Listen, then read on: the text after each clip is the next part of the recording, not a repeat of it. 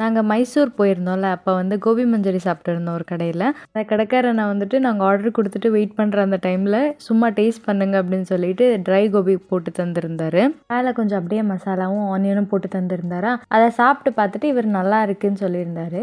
அந்த ட்ரை கோபி ஃபுல்லா அவரே சாப்பிட்டாரு. அவருக்கு அந்த ட்ரை கோபி வந்து புடிச்சிருந்துச்சுன்னு சொன்னாரு.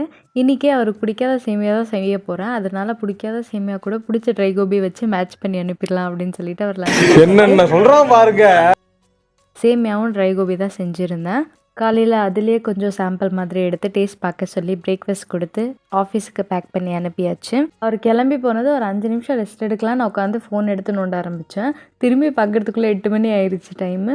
எனக்கு வேறு சாப்பாடு ரெடி பண்ணணுமா, கடகடன்னு கிச்சன் ரூம் போய் எல்லாத்தையும் எடுத்து போட்டு வச்சு இன்றைக்கி நல்லா ஜாண்டா கலர் மாதிரி ஒரு லஞ்ச் பாக்ஸை ரெடி பண்ணிக்கிட்டு காலைல பிரேக்ஃபாஸ்ட்க்கு வந்துட்டு வாட்டர் மெலன் இருந்துச்சுல, அதையே கட் பண்ணி எடுத்து போட்டுக்கிட்டு ஒரு முட்டையும் எடுத்து பேக் பண்ணிக்கிட்டேன்.